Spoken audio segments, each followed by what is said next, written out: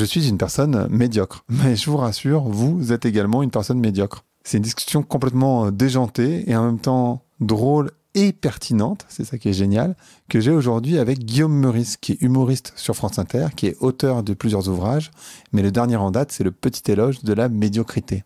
Et ça fait du bien. Ça fait du bien d'abord de rire, ça fait du bien de se lâcher la pression, de se dire qu'on est médiocre, qu'on est jugé par des médiocres et que tout va bien dans ce monde un peu fou. J'espère que c'est une conversation qui va vous faire sourire, voire vous faire rire, j'espère. En tout cas, moi, ça m'a fait beaucoup rire de lire son ouvrage et en même temps d'avoir cette conversation avec lui. Je vous laisse l'écouter. Allez, Vlan, c'est parti.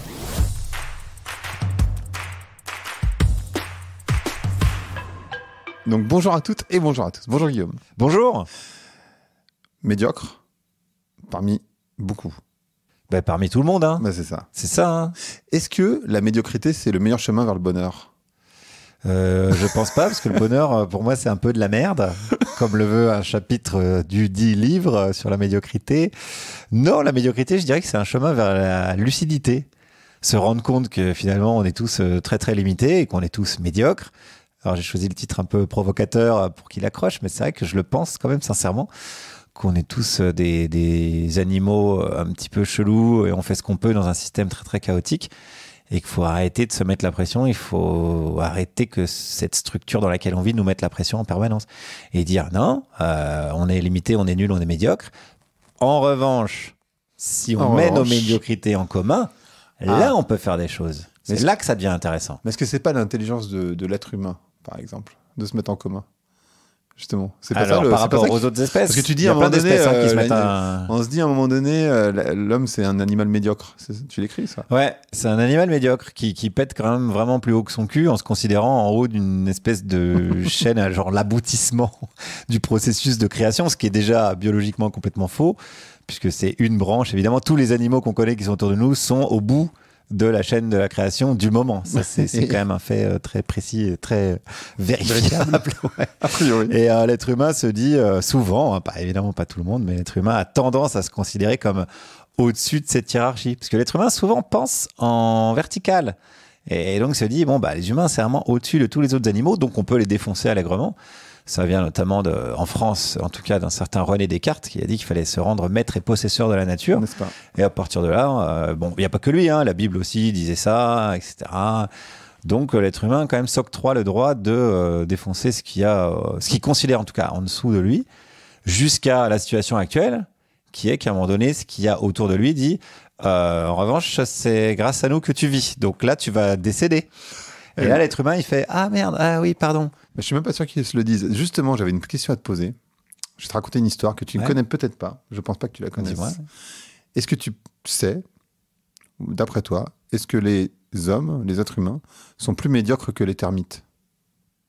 Et là, c'est difficilement comparable. Mais là, tu te dis, mais pourquoi il me pose cette question ? Parce que tu as des termites chez toi. Mais pas du tout. Et là, on va se prendre une poutre sur la gueule, c'est ça que tu veux dire ? Et justement, alors, puisque tu viens à ce sujet de la poutre qui tombe sur la gueule, justement, pourquoi je te pose la question ? C'est vrai ça, pourquoi ? Eh bien parce que, peut-être n'as-tu jamais remarqué, parce que tu n'es pas expert des termites comme moi, non plus d'ailleurs, mais en fait, il n'y a jamais un arbre qui s'effondre.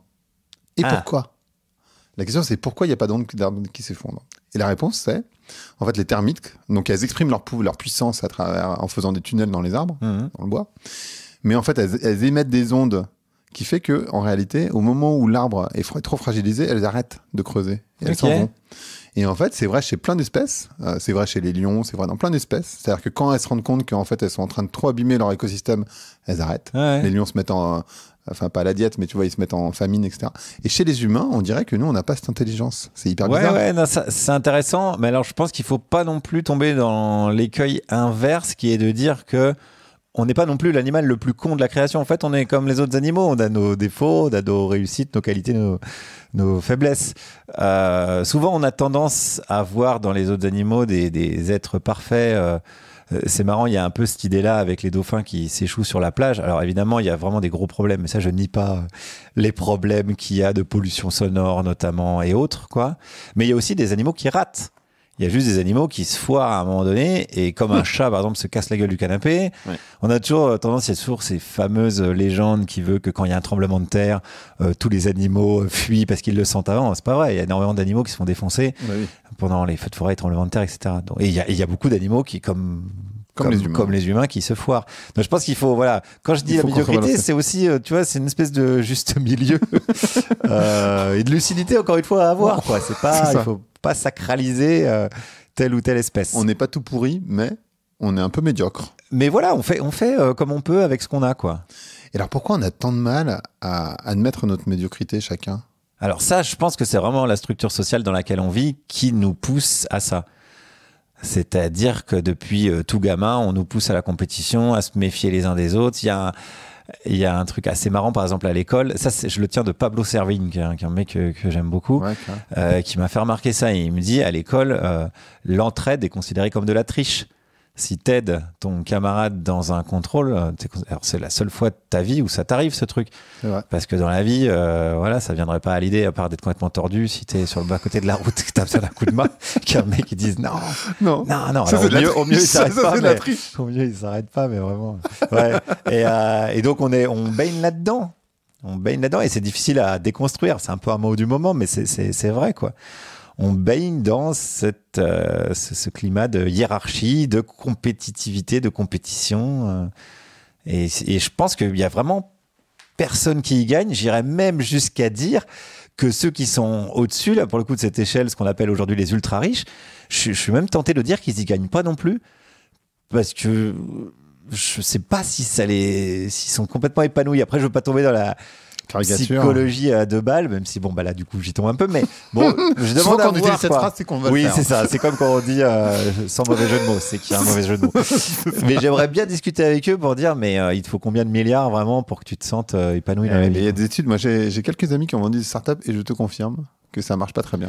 Ouais, donc bon, je trouve que c'est un système, une structure qui va à personne, quoi. Et alors du coup, tu penses quoi de la validation sociale, en particulier sur les réseaux sociaux, parce qu'au final, il y a aussi ce truc, tu vois, on essaye de toujours, tu vois, être le plus machin, enfin le plus truc, le plus, je sais pas quoi. Ça participe à ça, c'est même encore plus pervers que ça, c'est que maintenant elle est quantifiée, quoi. C'est-à-dire que c'est un nombre de likes, c'est un nombre d'amis, de followers, etc. Donc c'est assez flippant parce que là tu te trouves vraiment, puis en plus avec Facebook, quand ça a commencé avec Facebook, les amis, quoi, il y avait des compétitions entre moi j'ai tant d'amis, j'en ai plus, etc., j'en ai moins, et ouais c'est carrément pervers. D'autant que tu es jugé par des médiocres au final. Oui, c'est ça, faut jamais perdre de vue que voilà, les gens qui nous jugent ou qui écrivent des commentaires, par exemple, comme ça peut m'arriver parfois sur les réseaux sociaux, entre autres, ou dans des mails, sont des gens qui sont aussi médiocres que nous. Moi, je les juge pas, je suis très content qu'ils puissent s'exprimer ou m'envoyer des messages, et s'ils ont ressenti par exemple les haters, comme on appelle ça, de la colère ou de la haine à un moment donné envers moi parce qu'ils ont écouté une chronique ou ils ont lu un truc, ils étaient pas contents, je suis assez pour que ça s'exprime tout ça, et si j'ai le temps je réponds, j'ai pas de souci avec ça. Je peux te foutre dans la merde ou pas ? Vas-y carrément, j'aime bien ça. Alors, je vais te foutre dans la merde. Qu'est-ce que tu penses C'est marrant parce que tu te demandes avant. Il y a une sorte de consentement à foutre l'autre dans la merde qui, je me demande, c'est pas encore plus grave. Parce que j'allais pas dire non. Qu'est-ce que tu fais si je dis non ? Non, je veux pas que tu me mets dans la merde. Ah je sais pas. Alors, tu vas faire quoi ? Moi, je posais la question, je sais pas. Allez, vas-y. Ouais, je te mets dans la merde. Qu'est-ce que tu penses d'un Hanouna qui critique le service public comme il l'a fait, tu vois, sa diatribe anti-service public ? Est-ce que c'est pas lui la médiocrité ? Un peu. Mais comme tout le monde. Non, mais je pense pas grand-chose de Hanouna. Alors, c'est pas pour biaiser la question, mais je pense que... c'est une très belle sortie. Non, mais je vais t'expliquer pourquoi. J'en veux plus à la structure qui permet à un Cyril Hanouna d'être là où il est aujourd'hui. Je pense que c'est ça le problème. C'est comme tous les gens qui crient Macron démission. Enfin, on s'en fout. En fait, si c'est Jean-Jean à la place, c'est pareil, quoi. S'il y a toujours un Gugus à la tête d'un truc, et Hanouna, alors c'est un problème un peu différent. Hanouna, c'est vraiment le culte de l'audience. S'il est là, c'est parce que cette structure, elle repose juste sur on va utiliser des grands mots. On peut utiliser des grands mots. On peut utiliser des grands mots. Capitalisme. Carrément. Qui fait que le seul critère de validation sociale ou structurelle, pour utiliser un autre grand mot, c'est le chiffre d'audience. Donc lui, son critère, c'est le lendemain matin. Peut-être même que maintenant c'est en direct les audiences, je sais pas, je crois que c'est le lendemain matin, il voit sur le tableur Excel ou je sais pas comment c'est goupillé, il voit le nombre de téléspectateurs, donc il sait qu'il va vendre à tel prix la minute ou la seconde de publicité. Et c'est le seul critère, quoi. On se pose même pas la question de qu'est-ce qu'on fait, quoi. Ouais. On dit, s'il faut mettre des nouilles dans les slips d'un mec, s'il faut insulter les gens, c'est pas grave, ça crée du... Lui, il s'en fout, quoi. Hein. Ouais. C'est pour ça qu'il invite tout le monde, évidemment. Il invite tout le monde, plus ça gueule fort, plus il est content. Ouais. Et quasi, même plus ça parle de lui, même quand nous, on fait des vannes dessus, ça participe aussi à ça. C'est pour ça que c'est compliqué à déconstruire, encore une fois, cette structure, parce qu'on est tellement baigné dedans qu'il faudrait quasi s'extraire. Et ça aussi, c'est compliqué. Donc, je pense que le problème, c'est pas Hanouna, je pense que le problème, c'est la structure qui permet Hanouna. Et tu parles à un moment donné des... Est-ce que je suis dans la merde? Non, franchement, tu t'en es très bien ça. Je le pense vraiment, en plus. Non, mais en plus, franchement, t'as... Top, tu vois, et je pense même, tu vois, pour aller plus loin et pour rebondir sur le truc des ultra-riches, que Hanouna, pas certain que ce soit un gars très épanoui et qui rentre chez lui le soir en disant « Ah, je suis content de ma journée. » Dans son 4x4, là. Enfin, je sais pas, peut-être que oui, hein, mais j'en doute. Ouais, je sais pas s'il est content de lui. Je pense qu'il doit avoir un petit ego quand même, non? Je sais pas, je le connais pas, moi. Je connais pas non plus. Ouais, je l'ai croisé il y a longtemps, à l'époque où... Oui, à l'époque où il était humoriste, il a été humoriste, quoi. C'est vrai que c'était un comique. Il avait un spectacle et tout, ouais. C'est fou, hein, comme quoi. Comme quoi, ça mène à tout. C'est à la médiocrité. En tout tu peux être Zelensky, tu vois, qui était humoriste aussi, ou Hanouna, et puis tu peux être Hanouna. Entre les deux. Comme quoi, tu peux... Voilà. Des parcours de vie, quoi. Exactement. Faudra que tu l'invites, tiens, ce sera intéressant. Hanouna, tu l'inviterais, alors tu sais que j'y ai pensé il y a 4 ans. Mais maintenant, je le ferai plus. Ouais. Non, j'avoue que là, non. C'est la grande question. Est-ce qu'il faut inviter ces gens-là? Est-ce qu'il faut aller dans ces émissions? Moi, je crois que j'ai la réponse. Hein. Je crois que non, bien sûr. Quand c'est de l'invitation, c'est je pense qu'il faut pas... Ouais, non, quand c'est une invitation, c'est différent. Mais je pense que ça sert à rien de lui donner de la voix, tu vois. C'est comme... Oui, il en a déjà suffisamment. C'est comme... comment il s'appelle? Zemmour, tu vois. Je pense que les médias, ils n'auraient jamais dû lui donner autant de voix. Franchement, c'était pas nécessaire. Non, parce que quoi que tu fasses, il va dire une connerie encore plus grosse que la veille. Ouais, c'est ça. Donc, ça perd du temps. Ces gens qui font perdre du temps un peu. Ouais. Il ramène... Enfin bref, peu importe. On va pas faire un débat là-dessus. Mais bon, il y aura, à mon avis, un truc, si jamais l'espèce humaine persiste un tout petit peu dans son être, il y aura, à mon avis, un petit... Les archéologues du futur se pencheront, les historiens du futur se pencheront sur ce cas-là, comme assez symptomatique de ce que ce système économique peut produire, quoi. C'est fou, hein. Et là, du coup, en parlant de système économique, c'est quoi la... Est-ce qu'il y a des génies, des talents? Tu fais référence à ça aussi parce qu'il y a des gens, on parle, tu vois, des footballeurs, des musiciens, des je sais pas qui ont du talent. Et toi, tu déconstruis aussi cette idée pour le coup. Oui, je pense que ça. Alors, c'est marrant parce que vient de sortir un autre bouquin qui s'appelle Sama Karaki. Ouais. Exactement. Et j'ai commencé à le lire et je pense que ça va bien me plaire. Ouais, je lui ai envoyé l'extrait de ton bouquin parce que je la connais bien. Sama. Ah, d'accord. Elle est arrivée, elle est venue sur le podcast Sama, donc du coup on se connaît bien. Ah, super. Je voulais lui envoyer un message, mais j'ai pas eu le contact. Tiens, je pourrais te donner son numéro. Je vais lire. Ouais, je veux bien, je le lirai et je lui enverrai un message. Enfin, je pense que je vais être d'accord. Puis c'est une scientifique, c'est une neuroscientifique. Ouais. Biologiste neuroscientifique. Voilà, un peu la légitimité que je n'ai pas sur la question. Ceci dit, j'avais l'intuition quand même. Bah oui, parce que c'était une belle arnaque, ce truc de génie. Alors, je cite l'exemple dans mon bouquin de Chaplin, parce qu'on dit toujours Chaplin, c'est un génie. Et je rappelle que quand même, le mec, il refaisait 100 fois ou 200 fois ses prises. C'est-à-dire qu'il a passé la plupart de sa vie professionnelle à rater des trucs. Parce que le processus de création, c'est ça. C'est comme un processus scientifique, essai-erreur. Processus de création, tu rates. Voilà. Et si t'acceptes pas ça, et les autres voient que le résultat au final. Et voilà. Donc, c'est logique. Alors oui, c'est fantastique. Moi, j'adore Chaplin. Mais j'utiliserais pas le terme génie. Et talent, c'est pareil, quoi. Ça veut un peu rien dire. Ça voudrait dire qu'il y a quelque chose d'inné et ça exonère un peu même quasi les autres en disant... Parce que moi, je l'entends, ça, par exemple. Je l'entends me dire, j'aimerais bien faire du théâtre ou faire des spectacles comme tu fais, mais j'ai pas le talent. Et moi, j'ai pas particulièrement l'impression d'avoir du talent. Et c'est pas de la fausse modestie. Du tout, il y en a qui vont écouter, qui vont dire encore heureux que tu dises ça. Non, mais tu vois, je me dis ça m'amusait de faire ça. Et puis tu as bossé, quoi, en fait. Je dirais même pas ça, moi. Je dirais même tu passes du temps. Je dirais même pas bosser. Si je veux pinailler un peu. Et tu fais référence dans ton bouquin, et Sama, c'est tout son sujet. C'est une construction sociale, c'est-à-dire que tu as été à un endroit. Bien sûr, oui. Tu es né dans une famille. Ouais. La chance aussi, le facteur chance. Oui, voilà, il y a plein d'éléments. Voilà, il y a plein de paramètres. Donc on n'a pas énormément de mérite à être ce qu'on est, je trouve. Voilà, c'est un peu... Et d'ailleurs, tu fais référence à un truc qui est que dans la médiocrité arrive la création, en particulier. Je sais plus à quel... Moi, j'ai plein d'exemples en tête. La chantilly, c'est une erreur. Ouais. La tarte tatin, c'est une erreur. Oui, il y a plein d'exemples comme ça. Les bêtises de Cambrai. Les bêtises de Cambrai. Et il y a même des découvertes scientifiques qui sont le fruit d'une erreur. Le velcro. Le velcro, c'est pas exactement une erreur. Non, c'est plus du biomimétisme, mais... Non, le fond diffus cosmologique, là, c'est des mecs qui disaient putain, on a capté un truc, on sait pas ce que c'est peut-être les pigeons qui sont en train de nicher sur l'antenne, et en fait, c'est des gars, ils ont eu le prix Nobel de 3 ans après. Enfin, il y a des trucs qui arrivent. Et puis, il y a ça, donc il y a évidemment le hasard, ça fait des anecdotes un peu rigolotes, mais il y a aussi tous les gens qui se sont trompés avant, qui ont exploré d'autres pistes avant, qui permet à un type ou une nana de trouver ce qu'il trouve. C'est-à-dire si tous les autres n'avaient pas fait le taf avant, c'est ça aussi qu'on oublie dans le travail. Le travail est toujours collectif, quoi. Ouais. Ils sont oubliés, c'est des grands oubliés, ces gens-là, d'ailleurs. Mais oui, alors après, on va remettre un prix Nobel, dont je rappelle d'ailleurs qu'il n'y a pas tellement de légitimité, parce que c'est un comité qui se réunit, et ils disent, on va donner à Bernard cette année. Voilà. Ils sont 10, non, c'est ça, ou un truc du genre. Alors, le prix Nobel de la paix, je crois qu'ils sont pas beaucoup. Puis les autres, voilà, c'est pareil, c'est un comité, quoi. Tu vois, c'est pas des gens... La légitimité, c'est nulos, quoi. Et qui a inventé le prix Nobel ? C'est le fameux Alfred Nobel, là, ouais. Et qui a fait quoi ? Inventeur de la dynamite. ouais. C'est quand même pas mal. C'est une belle invention. Bon, après, ça a été un petit peu détourné de son utilisation principale, primordiale. Tu penses quoi de la médaille du mérite ? Si on te la donnait, tu l'accepterais ou pas, toi ? C'est une discussion que j'ai eue souvent avec Sama, justement.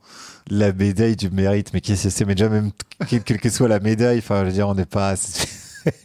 on n'est pas Est-ce que tu l'accepterais si t'étais noté, si on te donnait la médaille du mérite ? Non, mais non, qu'est-ce que tu fais avec ça ? Non, donc tu refuserais ? Ouais, mais c'est quoi je te pose le piège. Non, mais c'est une vraie question parce que je trouve je vais te répondre sincèrement. Évidemment, oui, je la refuserais. Ceci dit, il y a un petit côté snob aussi à refuser. C'est pas faux. C'est de dire non. Donc, je pense que je refuserais sans en faire la publicité, tu vois. Ouais. Je dirais non merci, voilà. D'ailleurs, ma tirade préférée de toute la littérature française, c'est la tirade des non merci de Cyrano. Parce que je trouve la formule élégante. Dire non merci. Faux. C'est pas faux. Donc non merci à la médaille. C'est très gentil d'avoir pensé à moi. Mais j'ai vu que Francky Vincent, il a été chevalier des arts et des lettres, quand même. Ah oui, non, mais c'est pour ça. Donc tout est possible. Ah ben non, mais c'est totalement possible qu'on t'appropose. Et je crois qu'il y a un truc, faut qu'on demande pour toi, non ? Il n'y a pas un truc comme ça ? En fait, il faut qu'on... Tu t'es renseigné, je vois. Non, parce que j'ai des potes qui l'ont, donc du coup, c'est pour ça que je le sais. Moi, non. Je sais même pas ce qu'il faut faire pour avoir ce genre de truc. En fait, il faut rien faire. Il faut que quelqu'un qui l'ait te propose. Et après, il y a une sorte de comité. Quelle angoisse. Qui dit, mais oui, effectivement. Et après, il faut créer un dossier qui justifie tes bons loyaux et services. Et que comme oui, voilà. C'est toi qui crée ton propre dossier. T'es commercial de toi-même, quoi. Je crois. C'est du personal branding. Ouais, c'est ça. Oh, la tristesse, ça me rend un peu triste pour tous les gens qui ont fait ça. Bah ouais, mais non, mais c'est comme ça. Bon. Écoute, après, voilà. Faut bien s'occuper. Hein. Ouais. Du coup, je me dis, la médiocrité, elle est partout. Et en même temps, les gens, ils aiment bien les médiocres, un peu. En même temps, je pense dans la politique en particulier, où tu fais une petite critique. En même temps, je pense à Balkany, tu vois, qui est vraiment, c'est même pas qu'il est médiocre, tu vois, c'est qu'il est mauvais, en fait. Et pourtant, les gens votent pour lui, c'est étonnant, non ? Est-ce qu'ils votent pour lui parce qu'il est médiocre ? C'est peut-être Ouais, je crois qu'il est, c'est un très bon séducteur, surtout. Les meilleurs hommes politiques et femmes politiques, c'est les meilleurs dans la séduction.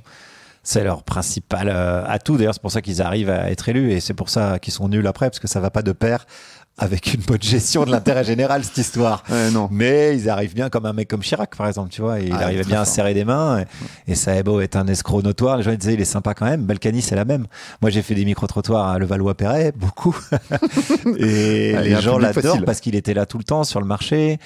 Et il offrait des cadeaux aux vieux. Et il dépannait, quoi. T'arrivais, tu disais, j'ai un problème. Ma place de parking où j'ai une amende, t'as vu, regarde, c'est chaud. Et il disait, t'inquiète, tac. Il la faisait sauter, il trouvait des places en crèche, il mettait des bacs à fleurs, la ville était plus jolie, et voilà quoi. Et il souriait tout le temps. Donc là, on n'est plus dans la médiocrité, là, on est vraiment dans l'art c'est la séduction. De séduction, je vois pas tellement d'autres mots que ça. En fait. Ouais. Médiocre séducteur. Non, il n'est pas médiocre séducteur, c'est un bon séducteur. Un médiocre politique, on peut dire ça ? Ouais. Mais encore une fois, la structure sélectionne les médiocres. Parce que, tu vois, on aurait une structure qui permettrait pas à des gens comme ça d'arriver à ces postes-là. Attends, tu peux m'expliquer pourquoi la structure, elle favorise les médiocres ? Bah, ça, c'est vraiment pas compliqué. Quand tu t'engages dans un parti politique, au départ, t'es plein de bonnes intentions, quelles qu'ils soient. Hein. Là, je te parle même pas d'idéologie, quoi. Et donc, tu vas coller des tracts et tout, tu vas à fond. Et puis, on va te dire si tu veux un poste éligible, bon, ok, vas-y. Bon, par contre, parle pas trop de ça. Tu commences déjà à faire des petits compromis à petite échelle. Et puis après, plus tu vas monter dans l'ascenseur social, quoi, plus on va te demander des gros compromis. Et puis des alliances avec des gens que tu pouvais pas blairer, dont tu as dit du mal. Enfin bon, là, c'est caricatural avec des mecs comme Bruno Le Maire, qui a quand même dit Macron, c'est l'homme du néant et tout. Enfin, tu vois, il lui a chié dessus en direct. Après, le gars l'appelle. Tu veux un poste? Oui, d'accord, j'arrive. Enfin, tu vois, voilà, ça sélectionne des gens comme ça. Bah lui, il a accepté la médaille du mérite, tu vois. Ah bah lui, il accepte toutes les médailles que tu veux, c'est sûr et certain. Donc là, encore une fois, c'est le système sélectionne des gens comme ça. Donc ça serait pas très compliqué de pallier ça. Il faudrait changer la structure démocratique. C'est un petit peu compliqué de changer la structure démocratique, non? Je sais pas. Bah, il n'y a pas tellement d'autres solutions. Ça arrive quand il y a des révolutions, par quoi. Ah ouais, ça arrive dans l'histoire. Ah, carrément, on arrive à la révolution. Bah, ou alors des référendums constituants, quoi. Ah ouais. Enfin, ou quelqu'un qui arriverait à être élu président ou présidente de la République avec un programme de refonte des institutions. Et alors, tu penses quoi de la Convention citoyenne? Est-ce que c'est des gens médiocres qu'on a mis ensemble qui ont réussi à avoir ça, quelque je chose trouve de c'est un bien? super exemple, ouais. Et c'est précisément ça, Ouais, en fait. bah, j'en parle dans le bouquin et je trouve que là, vraiment, Macron, c'est symptomatique de ce qu'est Macron. Et c'est le meilleur truc qu'il ait fait. Ouais. C'est-à-dire que a pas lui... suivi, mais bon. Non, mais lui, il s'est dit, c'est génial de voir sa manière de penser. Il s'est dit, bon, le climat, faut que je fasse un truc. Lui, ça le saoule, tu vois, il y connaît rien. Ouais. Il veut qu'on fasse du business et tout. Donc, je vais tirer au sort 150 gugus. Je vais les mettre dans un endroit à discuter. De toute façon, ils vont vouloir garder leur bagnole diesel, bouffer de la viande. Ils veulent de la 5G parce qu'ils veulent Netflix, etc. Et puis moi, d'ailleurs, il a dit au départ, j'accepterai tout ce qui sortira. Là, je l'appliquerai. Parce qu'il pensait qu'ils étaient très sûr. médiocres. Ouais, non, il pensait que les gens, ils n'allaient pas vouloir bouger. Sauf que quand tu mets des médiocres ensemble, justement, et que tu les fais tchatcher avec des spécialistes, etc. D'ailleurs, si tu discutes avec des gens de la Convention citoyenne, il y en a qui étaient climato-sceptiques à la base. Et qui étaient vraiment, pour le coup, pour garder leur 4x4 et ils nous font chier les écolos et machin, je sais pas quoi. Et en discutant, si tu prends pas les gens pour des cons et si tu leur dis non, mais peut-être que t'as pas toutes les infos, on va prendre le temps parce qu'ils ont vraiment pris le temps de faire ce travail-là. Et ben les gens ils deviennent informés et donc ils sont pas tous débiles quoi. La médiocrité c'est pas être débile. Hein. Bah non. C'est juste que bah oui tu t'es pas informé de tous les trucs tout le temps en permanence quoi. Et donc, ils se sont arrivés à faire, je crois que c'est 149 propositions. Il me semble un truc du genre. Qu'on considère comme ultra ambitieuses, mais qu'en fait, qui sont ultra nécessaires, juste. Là, Macron a commencé à dire, attendez, je vais prendre 3 jokers. Il a dit au début, c'était marrant, tu vois. Et après, les 3 jokers se sont transformés en 75 jokers. Ouais, finalement, on va faire 150 et c'est génial pour 2 trucs, quoi. Parce que ça montre bien la façon de penser d'un mec comme Macron. Et le deuxième truc, c'est que ça montre bien que si tu mets des gens ensemble, et si tu faisais ça pour tout, la santé, même la police, la justice, etc. Ça montre bien ce que ça produit, des gens ensemble, même médiocres, individuellement. Si tu mets des médiocrités en commun, et il en sort quelque chose de positif pour l'intérêt général. Ce qu'il fallait démontrer. C'est pas tellement ça ce qu'il cherchait à démontrer, je crois mais il a démontré quand même. On peut se dire qu'il s'est fait prendre à son propre piège. Un peu, après, maintenant, il a retourné le truc en disant c'est quand même dingue, quoi. Tiens, un mec qui fait une promesse comme ça et qui la tient pas et qui reste en poste. Mais pourtant, il a fait la même chose sur... tout le temps. Mais pourquoi il refait le truc? Parce qu'il sait qu'il va se faire piéger. Non? Il l'a refait sur la fin de vie, je crois. Ah oui, sur la fin de vie. La fin de vie, c'est moins mais la fin de vie, c'est plus facile. Ouais. T'as pas des mecs qui vont arriver en disant bon bah. En fait, la fin de vie, il l'utilise dans l'autre sens. Ça va lui permettre de faire passer le truc tranquille. Oui, je pense que voilà. C'est plutôt comme ça. Ouais. Il va dire mais c'est pas moi, c'est la Convention citoyenne. Voilà, c'est ce qu'il voulait faire au départ et ça a pas bien marché. Est-ce que je crois que tu utilises l'expression, mais on dit souvent dans les entreprises, les gens ils arrivent toujours, ils montent dans les grades jusqu'à leur niveau de médiocrité. Ouais, de ça, ouais. Tu penses que c'est vraiment ça, quoi? Ouais, c'est pour moi qui l'ai inventé ce truc. C'est le syndrome de Peter, je crois que ça s'appelle. Je sais pas comment ça s'appelle. C'est que chacun atteint son niveau d'incompétence. Ouais. Voilà, c'est ça. Ouais. Et bah oui, le syndrome de l'incompétence maximale, c'est parce que quand t'es à ton échelle et que t'es très très compétent dans ton échelle, on va te faire passer à l'échelle suivante, au supérieur, pardon. Et donc forcément, t'es toujours. Du coup, tu te retrouves qu'avec des incompétents, puisque ceux qui sont compétents dans leur domaine, ils montent. Et je me posais la question, mais est-ce que c'est pas rassurant de dépendre d'un chef? Parce qu'en fait, bon, c'est lié à la politique et tout, mais je me disais, pourquoi les gens, tu vois, en particulier la montée de l'extrême droite, besoin d'un homme fort, entre guillemets, etc. Je me dis, en fait, c'est quand même hyper rassurant de dépendre de quelqu'un qui a absolument pas les réponses, mais est-ce que ça, c'est... Enfin, je sais pas comment l'analyser, entre guillemets, enfin, je sais pas analyser, mais le mot, il est un peu fort, mais comment tu prends du recul là-dessus? Est-ce que c'est juste parce que c'est confortable ou est-ce que c'est un signe de médiocrité aussi? Ouais, c'est rassurant si tu plonges les gens dans un état de stress et d'insécurité et même de défiance vis-à-vis d'eux-mêmes, quoi. Si tu dis aux gens toute la journée, vous êtes nuls, faites ci, faites ça, et puis rentrez chez vous, regardez Hanouna pour pas le reciter. Enfin voilà, et, réfléchissez pas, de toute façon, vous inquiétez pas, on s'occupe du reste, on a fait l'ENA. Bah forcément, toi, t'es là, tu dis bon bah ouais, c'est vrai qu'ils ont fait l'ENA. Moi, je regarde Touche pas à Baba, je sais pas quoi, le samedi. Ils doivent savoir de quoi ils causent, tu vois. Et si tu matraques ce discours-là en permanence et t'abaisses les gens en permanence, forcément, ils vont finir par y croire, quoi. Et c'est exactement ce qui se passe. Ouais. D'ailleurs, c'est drôle parce que ça, c'est aussi un des paradoxes de la démocratie telle qu'on la connaît aujourd'hui, c'est que Macron, il a besoin que les gens ils soient le plus con possible parce que sinon, ils votent pas pour lui.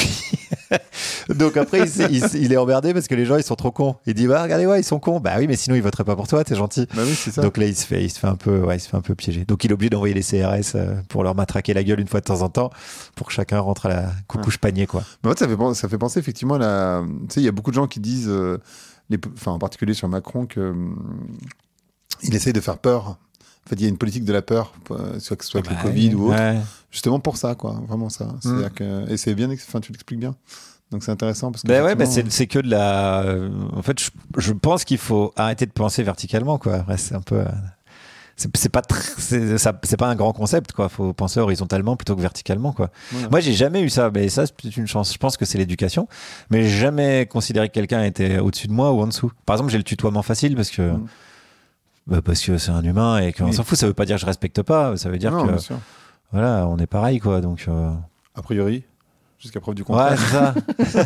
Je sais qui tu es, tu vois. T'as envie de dire. Je sais que t'es un médiocre. Ouais, voilà. Donc ça va aller si on discute et tout. Si on le met de manière positive, on dit, on ne sait pas on ne sait jamais pas les traumatismes, mais tu sais, les problèmes que les gens traversent. Ouais, c'est ça. Oui, on connaît rien de leur vie, donc déjà, écoutons-les. Même les gens qui peuvent pas me blairer, qui me le disent sur les réseaux sociaux, ou je sais pas quoi.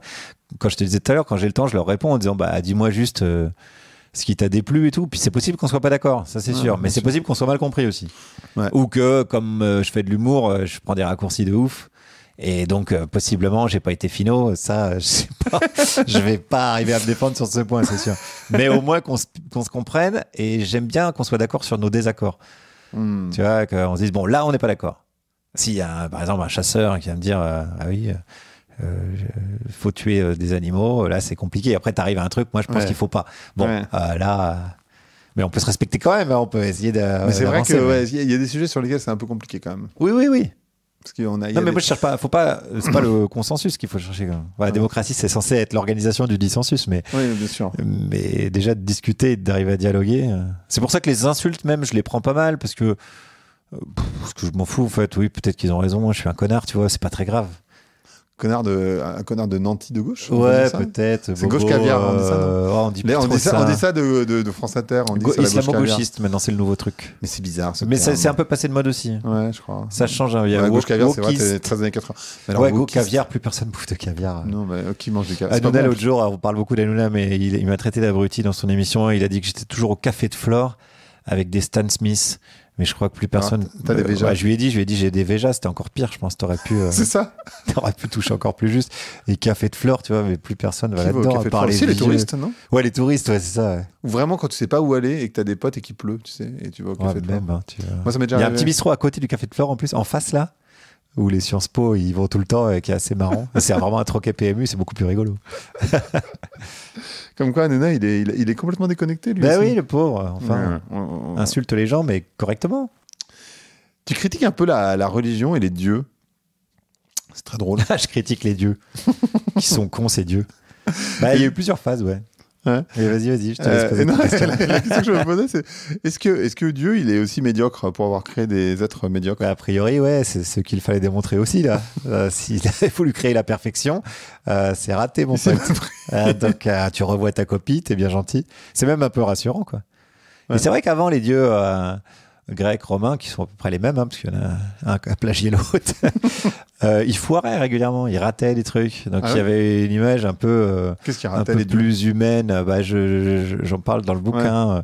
Pandore, tu lui dis, t'ouvres pas la boîte, machin. Et puis ce con, il fait, il rate, tu vois. Narcisse, quand même, c'est quand même un gars qui. Donc c'est une belle métaphore de l'époque. C'est quand même un gars qui se noie dans son propre reflet, dans une flaque. Donc c'est quand même des morts de merde. C'est quand même des gens qui ratent tous ces personnages de la mythologie. Mais après, il y a eu les dieux tout puissants Et on a voulu faire croire qu'ils avaient inventé la perfection, donc on pouvait rien dire sur eux et que c'était sacré pour le coup. Donc déjà, moi je constate que quand même ce qu'ils ont inventé, c'est pas dingo. Et puis que c'est amusant de dire des trucs sur eux, justement, parce qu'en plus quand tu es humoriste, l'humoriste c'est fait pour désacraliser tout. Donc c'est pour ça que les religieux ils aiment pas l'humour. Les vrais de vrais purs et durs. C'est pas faux. Ils détestent l'humour. Et c'est pour ça que certains politiques aiment pas l'humour, parce que le pouvoir c'est aussi une fiction, quoi. La verticalité, la fameuse verticalité dont on parle depuis tout à l'heure, c'est complètement fictionnel. Hein. Donc dès que tu commences à attaquer ça et que tu déshabilles un peu le roi, quoi, tu vois, le roi est nu, ils aiment pas ça, quoi. Mais en même temps, il y avait le faux du roi. Le fou du roi, Ouais. ça n'existe plus vraiment, le fou du roi, si. Bah alors ça c'était mon précédent bouquin. je sais. Le mec qui place sa pub Je quand sais, il peut. bah attends, le mec, il est pas là. Un peu, il critique le capitalisme, mais là, il est là Faut pour vendre des vendre, bouquins. faut vendre. Attends. Non mais après je reverse à la Fondation Guillaume Meurice qui plante des arbres dans la forêt de Sénart. Oui, les fous du roi, bah, c'est un peu nous, quoi, maintenant, aujourd'hui, les fous du roi. Alors, on n'a plus les mêmes prérogatives, c'est-à-dire qu'on fait plus rire, on n'est pas forcé de faire rire le roi pour arriver à se nourrir. Et on risque pas notre peau, comme c'était le cas à l'époque, où il pouvait se faire buter d'un jour à l'autre, quoi. D'ailleurs, ce que tu dis, je crois, dans une des interviews sur ce bouquin-là, c'est qu'il y a des politiques qui n'aiment pas trop se retrouver face à vous, au final.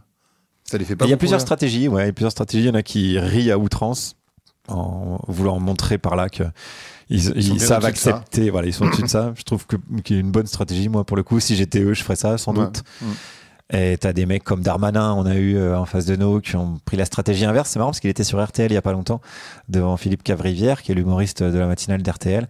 Et il a adopté la même stratégie, c'est-à-dire que visage fermé. Ouais, c'est une espèce de posture. C'est con, parce que Marine Le Pen, elle le fait bien pour le coup, elle rigole à pleine dents. Ouais, Elle. c'est nouveau ça. Hein. Avant, elle le faisait pas. Hein. Avant, elle faisait c'est comme vrai. Darmanin. Ouais, elle faisait la nana outrée. Maintenant, elle a pigé qu'elle avait plus à gagner, À rigoler. à passer pour la bonne J'ai copine. vu qu'elle Toujours dans rigolait, ce ouais. but de séduction, tu vois. C'est Ouais. plus intéressant et t'es plus attiré par quelqu'un qui se marre et qui a de l'autodérision plutôt que merde, je suis en train de donner des conseils à Darmanin. Non, mais n'écoute pas ça. J'ai continué à être con. Je suis pas sûr que Darmanin, il arrive jusqu'à ce podcast. C'est jamais. C'est jamais. Écoute, Macron a écouté un épisode, je sais. Tu vois. Mais bon, c'était sur les gilets jaunes, donc Ah ouais, pour savoir. Ouais. il comprenait vraiment pas ce qui se passait. Ah, le Donc, pauvre. Et il a compris après.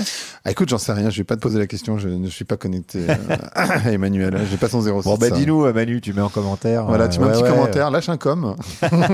Ou les équipes, on peut dire, allez. Oui, voilà. Ouais. Allez, quelqu'un des équipes pour Ton nous stagiaire. dire est-ce qu'il a compris. Je suis pas sûr qu'il ait toujours pas compris, je crois. Je pense pas. Ah, c'est compliqué. Hein. C'est quoi le rôle des médias justement dans cette parce qu'en fait il y a un imaginaire qui est créé autour du succès Ouais, d'ailleurs j'aimerais bien comprendre, enfin pour toi c'est quoi le succès et c'est quoi plutôt l'imaginaire du succès, pas pour toi c'est quoi le succès, les deux m'intéressent mais bah, l'imaginaire du succès c'est toujours la même chose, c'est de placer des gens en hommes ou en femmes providentielles ou en totems qu'il faut admirer. Moi j'ai toujours été, ça c'est depuis gamin, je suis toujours surpris des gens qui admirent des comédiens ou des comédiennes parce que c'est quand même des gens qui savent bien imiter des émotions. Ouais, mais et ce qui est très bien, tu vois. Mais je crois que dans le bouquin, je prends l'exemple de Georges Clooney, tu vois, qui sauvait des vies en urgence. Mais est-ce que le mieux, c'est pas de sauver des vies? Est-ce qu'il faudrait pas mettre le poster du chirurgien qui t'a opéré de la cataracte plutôt que de celui-là? Alors je vois bien qu'il y a aussi le fantasme, le rêve et que c'est important. Hein. Je veux pas non plus tout désenchanter. J'ai bien pigé un peu le pourquoi, mais c'est vrai que ça m'a toujours quand même un peu interpellé dans un coin de ma tête en me disant mais c'est quand même des gens qui savent bien reproduire des actions d'autres gens, quoi. Et donc l'espèce de fiction du succès, c'est le mythe de l'individu solitaire qui arriverait à s'extraire de la masse pour briller au-dessus, d'ailleurs on appelle ça des stars, tu vois, pour briller au-dessus de la masse. C'est complètement une fiction, quoi. Ça n'a aucun sens et ça tient sur rien, quoi. Mais les médias ils participent vachement à ça, non? Les fictions oui. quand même, enfin. Ah ben les médias participent à ça parce que les médias ils baignent dans le même bain économique que le reste de la société, donc si tu t'invites une star, tu auras plus d'audience à ton podcast. Tiens, si t'invitais une attends, il y a star Guillaume Meurice. et pas Guillaume Meurice, tu ferais des vues, tu ferais des clics, des likes et des machins. Tu sais que volontairement, c'est pas volontairement, j'invite pas beaucoup de stars, mais c'est vrai que j'ai pas beaucoup de célébrités sur ce podcast. Et je sais que c'est con parce que je sais que les gens ils adorent, mais j'avoue que. Mais parce que je pense, c'est pas ça le critère. Le critère, c'est est-ce que tu as envie de les inviter parce qu'ils ont des choses intéressantes à dire. C'est un peu Après, ça, personnalité ou pas personnalité, on s'en fout, non? C'est ça. Voilà. Et du coup, en général. Je préfère inviter des docteurs ou des chercheurs Ouais, ou des chercheuses. Après, il y a des personnalités qui ont des trucs à dire, je pense. Oui, non, mais Ouais. ça, je les connais pas très bien. Mais En fait, c'est juste que le critère, c'est pas le nombre de likes que tu as sur Insta ou de follow, machin. bah non. Et du coup, voilà. Mais Mais c'est devenu, c'est ça qui est drôle, c'est devenu quasi le seul critère, alors qu'on s'en fout. Je passe pas mal de temps, moi, de ma vie à dire aux gens, mais on s'en fout, non? Tous les potes humoristes et tout qui vont voir les commentaires sous leurs vidéos pour dire, oh là là, parce que moi, des fois, ils me disent, oh là là, t'as vu, tu prends cher sur tel truc, sur telle chronique. Je fais, moi, ça fait 10 ans que je vais plus voir les commentaires. tu vas pas voir les commentaires, toi? Bah, ça sert à rien, tu vois. Ouais, non, c'est sûr. C'est des gens Et médiocres. c'est cool qu'il y en ait, hein, moi je ferme pas. Hein, c'est des gens médiocres, ils sont comme moi, tu vois. Et c'est cool qu'il y en ait, je ferme jamais les commentaires et tout. Enfin, Non, dites mais ce tu que peux vous pas avez sur fermer le les cœur. commentaires, Mais bien déjà, sûr. c'est hyper chronophage et puis c'est toujours un peu pareil quand même. T'as toujours des gens qui t'adorent, donc ils disent c'est Oui, bien incroyable, machin, t'as sauvé ma vie. Et puis des gens qui te disent j'aimerais bien une te grosse rouler merde. dessus en tractopelle. Ouais. Bon, bah, t'es un peu la moyenne, quoi. Je suis médiocre, je suis au milieu de tout Ouais, ça, c'est comme tout t'es le monde. t'es un Quoi. peu une personne médiocre. Ouais, c'est Comme ça. tout le monde. Et c'est Comment bien. on fait pour se reconnecter à ces médiocrités d'ailleurs? On dirait un truc de développement personnel, Paf un peu d'un coup. Attends, on va parler du développement personnel, évidemment. C'est vraiment, je pense, le truc le plus facile à faire. Ouais. Parce qu'il suffit juste de se dire ah ouais, je suis nul et c'est pas grave. Parce que si tu regardes autour de toi, tout le monde est nul. Moi, je vois un peu la société des fois comme plein de gens qui paniquent et qui courent un peu partout et qui se cognent dans les murs, qui font oh là là là là, pff, oh là là là là, pff. Et ça m'amuse beaucoup. Et bon, c'est vrai que j'ai tendance à dire aux gens. Alors, il y a des vrais cas, dépression nerveuse et tout, et que ça, évidemment, je dis pas ça à ces gens-là, mais des gens qui vont pas bien ou qui ont un coup de mou et qui disent oh là là, c'est nul. Ou alors, oh mon spectacle, là, c'était nul ce soir, machin, je sais pas quoi. Je leur dis ouais, c'était nul, quoi. C'était vraiment nul, mais bon, c'est pas grave. C'est pas du tout grave d'être nul, quoi. Faut changer les enjeux. C'est même normal, quoi. Oui, t'es nul, oui. On est nul.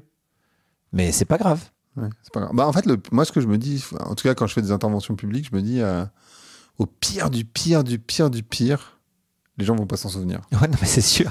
Les gens ont autre chose à foutre. Et encore une fois, pour Y a prendre que l'exemple toi du qui chirurgien, le chirurgien, et bon, après, s'il rate son truc. Ah ouais, là, alors c'est toi, plus tu compliqué. rates ton intervention publique ou tu rates ta blague à la radio, mais vraiment, genre, tout le monde s'en branle, quoi. Ils Ouais, sont en c'est train d'écouter, il y a le gamin là, qui chiale à l'arrière, qui revient de la crèche. Attends, j'écoute ta radio. Enfin, et les gens qu'il est nul, ont ce d'autres Guillaume problèmes. Meurice. Ouais, c'est un non-sujet, quoi. On est des non-sujets les uns pour les autres, quoi. Donc, faut arrêter de se mettre la pression. Et accepter d'être des non-sujets pour enfin Ah oui, continuer mais à, c'est ça aussi. à discuter. Accepter d'être un et à non-sujet, ça, dialoguer. c'est pas Ouais. forcément simple. Mais c'est la réalité. Ouais, c'est ça. On Ouais. est des non-sujets.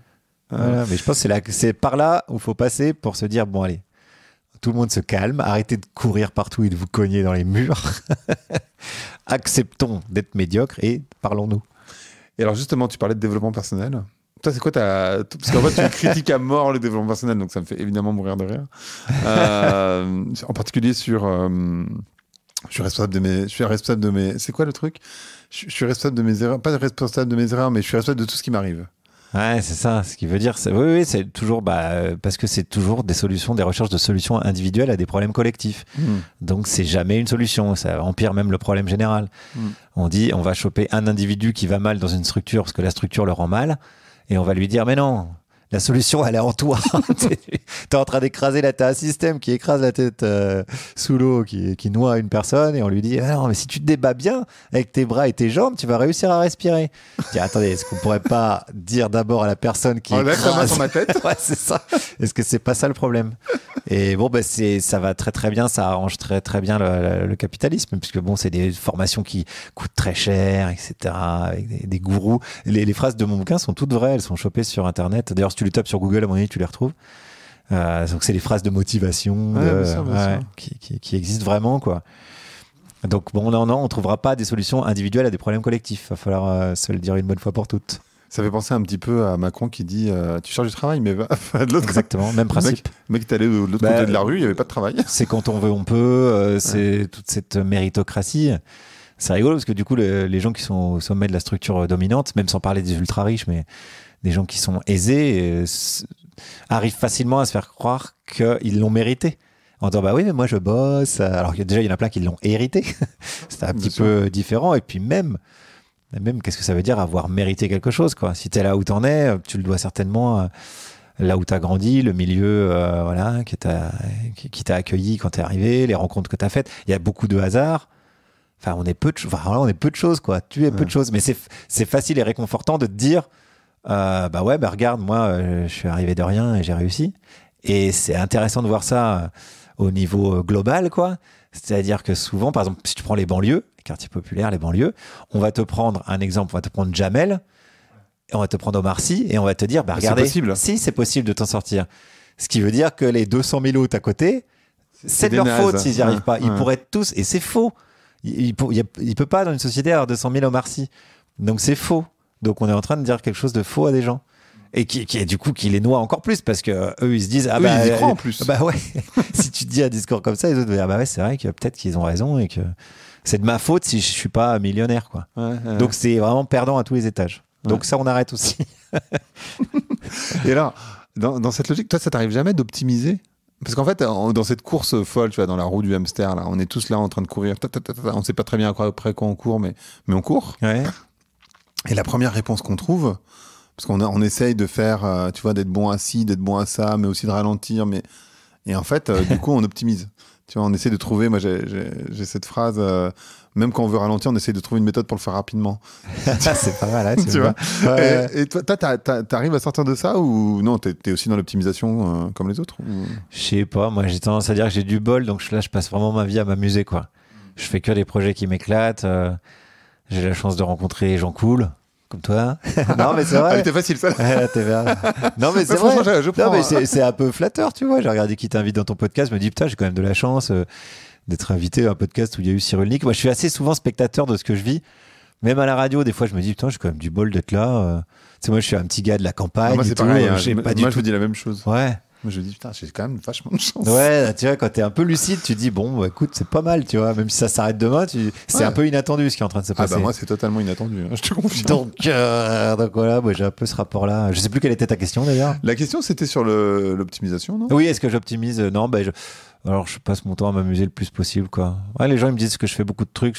Mais j'aime bien écrire, par exemple. Alors, dès que j'ai un moment, j'écris, mais je me dis pas, faut que j'écrive. Ça, c'est vraiment un truc que j'aime faire. C'est comme si on me disait, tu joues beaucoup au Lego quand t'as 8 ans. Bah, ouais, j'aime bien, quoi. Et en même temps, tu défends l'ennui. J'aimerais savoir pourquoi, selon toi, c'est important de s'ennuyer. Ouais, bah, c'est justement, ça va contre l'optimisation et ce que tu disais, quoi. Je pose la question. Bah, parce que j'ai de la suite dans les idées. Il est fort. J'essaie de faire une interview pas trop médiocre. C'est structuré, c'est beau. C'est pas du tout structuré parce qu'en plus, franchement, ça l'est pas. Mais si, c'est bien, on suit bien le cheminement. Bah oui, je défends l'ennui parce que c'est un truc qui est combattu par, encore une fois, le système économique qu'on connaît, quoi, où il faut absolument remplir des cases de partout. Il y a un truc qui est marrant, par exemple, pour prendre un exemple, moi j'ai fait pas mal de petits boulots pour payer les cours de théâtre. Et quand tu bosses bien et que tu finis avant l'heure, eh ben, t'es obligé de faire semblant de bosser pour que ton patron il te dise pas t'es en train de glander. Alors que t'as quand même fini le truc, de toute façon la mission est terminée, quoi. Et il paraît que ça c'est assez français, j'en ai discuté un peu. C'est très français. Les États-Unis, c'est complètement l'opposé. Et bon, bah, pour le coup, c'est moins con. Tu vois, t'as fini ton truc, bah, si t'as bien bossé, t'as bossé avant. Aux États-Unis, c'est même l'inverse. C'est-à-dire que si tu restes tard, c'est que t'es vraiment une brêle. Ouais. C'est marrant, donc, ça change un peu la. Ouais. Bon, après, les États-Unis sont pas connus pour être le pays le plus anticapitaliste. Je crois que, enfin, j'ai entendu parler de. Donc c'est un bon exemple, mais dans un mauvais exemple, en fait, si tu veux. Je crois que j'ai entendu dire qu'ils étaient assez capitalistes. Mais en tout cas, tu vois, on a toujours, voilà, on est toujours poussé à remplir des cases de. Alors que c'est bien de glander. Moi, je suis un peu aussi contemplatif. Et puis c'est là où t'es créatif, non? Ouais, c'est aussi là où t'es créatif. Oh, ouais, aussi, ouais. Souvent, t'as des idées, d'ailleurs, beaucoup de gens le disent, t'as des idées quand t'es sous la douche et quand t'es aux chiottes. Ouais, bah oui. Alors, aux chiottes, maintenant, un peu moins. Parce que t'as ton téléphone. Parce que t'as ton téléphone, mais sous la douche, t'es à poil et t'as que ça à foutre. Et souvent, les idées, elles viennent là parce que ton cerveau, quand tu lui bourrines pas la gueule, il fait « Ah !» En fait, il faut vachement le laisser s'épanouir, son cerveau. Parfois, j'écoute France Inter sous la douche, merde. Non, coupe ça. Arrête ça immédiatement. Arrête de te remplir la tête. Léa Salamé. Mais non, ça, non, c'est non. C'est non. Il faut arrêter d'écouter Léa Salamé sous la douche, quoi. Ouais, ça, c'est intéressant. Moi, j'aime bien écrire, tu vois, et c'est marrant. Des fois, tu t'écris 3 lignes en 1 heure, parce que tu dis, ah non, j'arrive pas et tout. Puis après, tu vas te coucher le lendemain matin. Parce que ton cerveau, il continue à bosser tout seul. Ça, c'est assez fascinant. C'est marrant de se faire confiance. Mais d'ailleurs, les gens n'ont pas conscience, peut-être. Je sais pas s'ils ont tous conscience que ton cerveau, il s'arrête jamais vraiment. Bah et donc, quand tu t'ennuies, Ah oui, en fait, tu fais jamais rien. C'est impossible en fait. de penser à rien. Ouais. Ça, oui. Ouais, ouais. Alors, il y a quelques personnes qui disent, allez, faire de la méditation, c'est ne pense à rien. Non, ça marche pas. Comment je fais? Parce que moi, je pense à des trucs. Ouais, bah, tu peux penser à une forêt, un machin, mais ça sera quand même penser à quelque chose. Ouais. Ou voir penser, ne penser à rien, tu vois. Oui, donc voilà, non, on n'y arrive pas. Tant mieux, quoi. Ouais, non, mais maintenant, on a arrêté cette histoire de penser à rien. On dit, concentre-toi sur ta respiration, tout ça. Mais bon. Et à un moment donné, tu dis un truc aussi, c'est que. Et bon, tu vois, là, tu vas te rendre compte qu'il n'y a absolument aucun lien. Sans transition. Sans transition. C'est vrai que ça serait une bonne. Quand tu dis sans transition, ça veut dire que vraiment, t'as mal fait ton taf. Ils se font pas chier dans les journaux télé, ils font sans transition. Le prix du lait. Combien coûte une brique de lait? C'est pas au chocolat. Tu prends l'exemple, tu dis, en fait, le système des gagnants, c'est un système de perdants. Enfin, le gagnant, il génère forcément des perdants. Ouais, c'est une phrase d'Albert Jacquard, ça. Que j'ai beaucoup aimé. Et tu prends l'exemple de, comment il s'appelle? Un gagnant, c'est un fabrriquant de perdants. Ouais, du coup, c'est triste. Tu prends l'exemple de Fabien. Je sais pas si c'est une vraie histoire, mais ouais, ça m'a fait rire. Ouais, je me suis rendu compte en cours de gym. Ouais, c'est vrai que ça m'avait. Moi, ça me trottait déjà un peu dans la tête, mais tu le revois dans tous les concours, par exemple de saut à la perche. Et bah, s'il y a un mec qui fait une performance, qui saute 5 mètres 62, ils font à plus de 6 mètres maintenant, on va dire. 6 mètres 5, pour être tout à fait précis. J'avoue que je sais pas très bien. On se tape pas des haters, sauteur à la perche. On va dire, espèce de connard. Putain, et le mec, il est nul. Imagine, il fait 6 mètres 4. Et bah, il y en a un qui a encore 2 essais. Et celui qui a fait 6 mètres 4, il prie pour que l'autre n'y arrive pas. Bien sûr. Et c'est méga triste. Et il va sauter de joie de l'échec de l'autre. C'est nul. Tu vois, t'as envie de dire c'est nul, quoi. Ouais. Et donc tu te satisfais de l'échec d'un autre. Donc ouais, effectivement. Ouais, c'est un livre d'Albert Jacquard qui m'a beaucoup marqué, qui s'appelle Halte au jeu, qui est un tout petit bouquin. Il y a plein de choses qui m'ont vachement marqué, quoi. Éveillé à ça. Par exemple, il dit sur les podiums, tu vois, si on rajoutait une 4e marche, bah, le 4e, il pleurerait pas, ce serait le 5e. Enfin, tout ça n'a aucun putain de sens. Et j'ajouterais même que ça ruine des vies entières. Le sport de haut niveau, c'est vraiment... c'est de la maltraitance de haut niveau, justement. Quoi. Ouais. Tu voles la jeunesse de tous ces gens. Les nageurs, ils sont dans du chlore 6 heures par jour, tu vois, alors qu'à côté, tous leurs potes qui s'éclatent, qui font des rencontres et tout. Enfin, c'est dramatique, en fait, ce qu'il y a derrière ça. Pour une médaille potentielle. On met la Marseillaise et salut, merci, bonsoir. Interview de Nelson Montfort et tout le monde rentre chez soi, quoi. C'est une tristesse absolue, quoi. Je sais pas si les Français aujourd'hui connaissent. Les Français, ils gagnent moins, donc ça va, ils sont plus. Ils font de la résistance à ça. C'est pour ça qu'on a raté la Coupe du Monde. Et voilà, c'est pas bien. Voilà. Non, mais je sais pas si les Français qui écoutent, en tout cas, connaissent bien Albert Jacquard, mais c'est un mec assez exceptionnel. Ouais, c'est un mec c'est mon père qui m'a conseillé de lire Albert Jacquard. Il m'a dit tiens, ça te plaira, et j'ai tout lu. Pour la petite anecdote, tu veux un fun fact? Vas-y. Est-ce que tu es friand de fun fact? Je suis très friand de fun fact. Surtout les gens qui nous écoutent sont très friands de fun fact. Alors là, ils vont en prendre là les oreilles. Alors là, sur Albert Jacquard qui connaissent pas, ils vont se prendre un fun fact. C'est une niche là. On est sur de la niche, quoi. Non, je parle tellement de. Sache que Sama Karaki, donc pour revenir à elle adore Albert Jacquard. Ah là, mais il faut qu'on se fasse une bouffe là. Il faut qu'on se rencontre carrément. Et donc, comme je parle d'Albert Jacquard régulièrement, un peu partout où je peux, sa petite fille m'a offert son écharpe. Oh. Alors j'ai chez moi l'écharpe d'Albert Jacquard, voilà, Chloé Jacquard, que je remercie. Je suis assez peu fétichiste des objets, mais ma foi, ça m'a quand même fait plaisir. Jacquard, alors c'est une écharpe rouge un peu à la Christophe Barbier, ce qui fait que je peux pas tellement la mettre, sinon elle est chez moi. Ou François Mitterrand. Ouais, un peu, voilà, exactement. Ouais, chez moi sur une étagère et voilà, ça m'a touché quand même. Du coup, tu l'utilises pas trop, mais je l'utilise pas trop. Et il y a Thomas VDB aussi qui aime beaucoup Albert Jacquard. Thomas VDB, qui est un humoriste qui est dans notre émission, voilà, très drôle, que je vous conseille. Je conseille à tout le monde. Tu vois. Jacquard qui n'a pas inventé le pull, là. Le pull Jacquard. Rien à voir. Faut pas confondre avec le pull Jacquard. Comment je fais le lien? Je sais pas. Faisons un lien sans transition. Parlons de Gramsci. Ouais, sans transition. J'ai pas tout lu, Gramsci. Mais comment je fais? Qui était Monsieur Gramsci? Créateur du Parti communiste italien. Emprisonné et qui, pendant 6 mois de prison, a écrit beaucoup de choses inspirantes, notamment sur la bataille culturelle qui est à mener. C'est vrai que les politiques se plient à l'opinion publique. Bien souvent, ça marche dans ce sens-là. Ouais. C'est quand l'opinion publique est prête que les politiques, par exemple, si on prend un exemple, parce que j'aime bien prendre des exemples, c'est plus clair, genre le mariage pour tous, c'est parce qu'il y a eu des artistes, des écrivains, des chanteurs, des peintres, etc., qui ont mené cette bataille culturelle et qui ont fait que dans l'opinion publique c'était un sujet et qu'on s'est dit tiens bah oui finalement qu'est-ce qui se passe avec l'homosexualité dans ce pays, les histoires d'amour, etc. que la société a été prête, pas toutes, mais presque toutes, a été prête au mariage des personnes du même sexe, quoi, du même genre.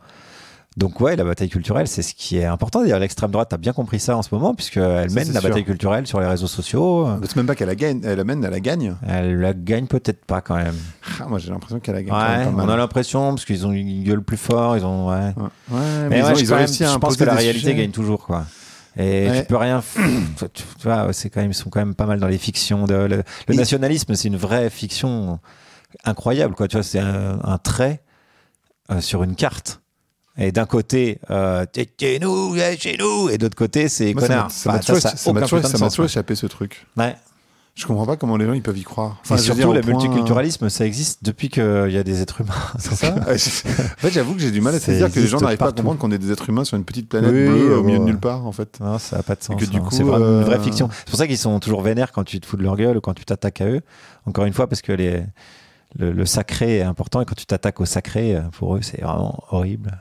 Ils n'ont pas d'humour là-dessus, quoi. Non, ils ont pas... Ouais, non. Mais c'est vrai que ce truc de pays, c'est vrai que j'ai du mal à comprendre. Ouais, truc de peuple aussi. Mais les gens, ils ça a toujours été un brassage, quoi. Alors oui, il y a des habitudes, oui, il y a des cultures différentes, ça c'est sûr. Mais on vit en permanence dans le multiculturalisme, quoi. Ouais, donc, par définition. Et en même temps, et c'est pas grave, t'as envie de leur dire. Et c'est pas grave. Non, c'est pas grave. C'est plutôt normal. Oui, c'est normal, voilà. Mais en même temps, t'as 60% des Français qui disent croire dans le grand remplacement, quoi. Bah oui, si tu en parles tous les jours à la télé, bah t'as vu les bleds. Moi j'ai grandi dans un tout petit bled en Franche-Comté où ça vote Front National. C'était Front National à l'époque. Parce qu'ils alors qu'ils ne connaissent pas d'étrangers. Non. Ils disent bah mais avec ce qu'on voit, est-ce que vous voyez où? Bah à la télé. Ok. Ouais. Ah oui, si ta fenêtre sur Le Monde, c'est une petite lucarne avec Pascal Praud qui parle dedans. Ouais. Forcément, c'est. D'ailleurs, ces gens-là, ils disent souvent. Parce que tu leur dis, bah si, il y a Mohamed, tu vois, t'as toujours un ou deux Arabes dans le village. Nous, il y avait une famille de Turcs et qui était sympathique, quoi. Et ils disaient, bah, ils me disaient, non, mais eux, c'est pas pareil. Ah bah non, mais ça, c'est pas pareil. Eux, ils sont sympas. Bah oui, bah au final. J'ai interviewé Hervé Lebras, qui est un géographe historien et qui a écrit un bouquin sur le grand remplacement, justement, et qui a fait des cartes. Ah bah c'est le démographe, le démographe. Ouais. Ouais, celui que Zemmour attaque en disant ouais non mais il dit de la merde. Tu vois, mais t'es dans le même podcast que Hervé Lebras. Ouais c'est classe. Voilà alors.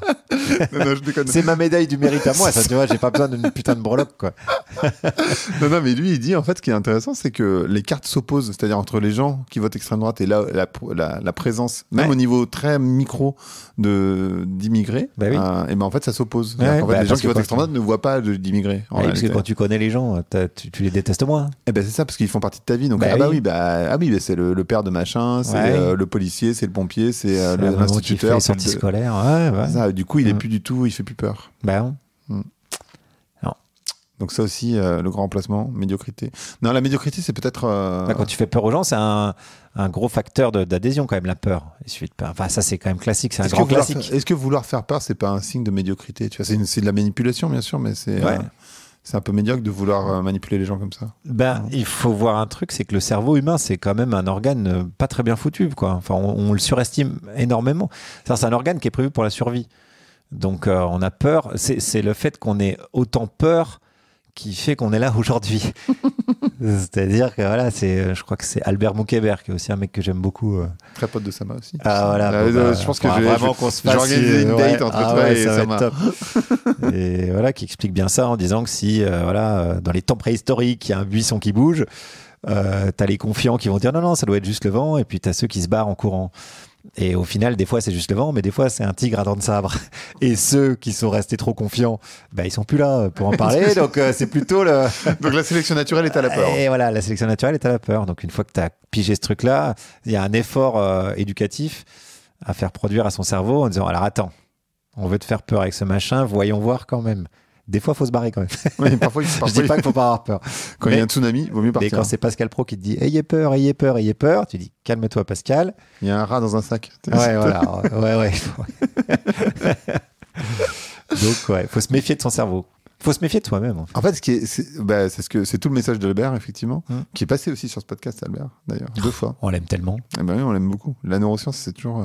Mais ce qui est vachement intéressant dans ce que tu dis, c'est la manipulation. Tu sais, on parle beaucoup de manipulation via les réseaux sociaux, Instagram. Et quand tu dis aux gens, il faut je suis au courant, mais moi, c'est encore pire du coup. C'est encore pire. Tu sais, mon père, il dit ça. Mon père, c'est sur la pub. Il dit non, mais moi je me laisse pas, moi je m'en fous. Il me dit, moi je m'en fous des pubs. Ils peuvent mettre plein de pubs, moi ça me touche pas. Et après, tu ouvres le frigo, tu dis, bah putain, pourquoi t'as des machins, des yaourts de marque et machin. Il dit, oh bah non, bah ça c'est parce que j'ai pris ça dans le supermarché. Je dis, bah oui. Déjà, c'était hyper bien placé, inconsciemment, enfin. Ça, c'est quand tu te méfies pas, c'est encore pire. Ouais. Bah oui, c'est encore pire. C'est encore pire. Pardon, je t'ai coupé du coup. Non, mais c'était un peu le sens dans lequel j'allais. Merci beaucoup. C'était trop. En fait, c'est ça qui est super, moi, je trouve, c'est que c'est pertinent, drôle et agréable. Ah ouais, c'est gentil. Bah ouais, mais c'est vrai. C'est sincère. Et médiocre. Et médiocre. Voilà, ça mais médiocre parce qu'on est allé au fond de rien, tu vois. Voilà, c'est ça, ouais. Et que maintenant, ce qu'il faut faire, c'est mettre nos médiocrités en commun avec tous les gens qu'on a cités. Voilà, c'est ça. Qui sont des médiocres qu'on aime beaucoup. Parfois des médiocres notoires. Ouais, exactement. C'est un beau titre, ça. Les médiocres notoires. C'est pas mal, hein? Peut-être un titre de film, ouais. Ça peut être pas mal, médiocres notoires. Ah, ça me plaît bien. Avec des grands noms du cinéma, ça pourrait être cool, ça. Les médiocres notoires. Qui a un peu d'humour, quand même. Hein. Ouais, faut qu'il y ait de l'humour. Ouais, ça se ferait être que des vieux, je pense. Parce que les vieux, je pense qu'ils ont plus d'humour sur le sujet. Oh, ça dépend des vieux. Ah ouais, c'est vrai. Ah ouais, non, ça, c'est transgénérationnel. Ouais, peut-être t'as raison. Peut-être t'as raison. Bon. Le podcast s'appelle Vlan. Donc, c'est bien, Vlan. Oui, c'est pas mal, hein? Ah ouais? Je voudrais savoir à quoi tu veux ouvrir et où claquer la porte. C'est l'un ou l'autre ou les deux? Moi, je veux ouvrir la porte. Ah bah vas-y, ouvre. Évidemment, on n'est pas là pour fermer des portes. On est là pour enlever cette porte. Je veux ouvrir la porte à tous les gens qui sont pas d'accord avec moi et je veux qu'on discute. Ça m'intéresse énormément, les gens qui sont pas d'accord avec moi. Parce que dans le tas, il doit bien y avoir qui ont vraiment bien raison de pas être d'accord avec moi. Bah, et c'est que comme ça que je peux me rendre compte que je dis de la merde et puis d'en dire un peu moins peut-être et un peu plus par ailleurs. Et voilà, et c'est comme ça qu'on évolue. Donc j'ouvre la porte avec tous ceux qui sont pas d'accord avec moi. Parfait. Elle sera toujours ouverte. Nickel. Merci beaucoup, Guillaume. Bah, je t'en prie, merci à toi. Merci d'avoir écouté Vlan. Si vous avez aimé l'émission, n'hésitez pas à mettre des étoiles sur vos plateformes de podcast préférées. Vous pouvez aussi partager l'épisode sur vos réseaux sociaux, Instagram Stories, Facebook, LinkedIn, où vous voulez. Je suis Grégory Pouy. Vous pouvez me retrouver sur l'intégralité des plateformes sous le nom Greg from Paris. Si vous avez des idées pour des invités, si vous avez des commentaires, n'hésitez surtout pas à m'envoyer un message. Allez, merci et à bientôt.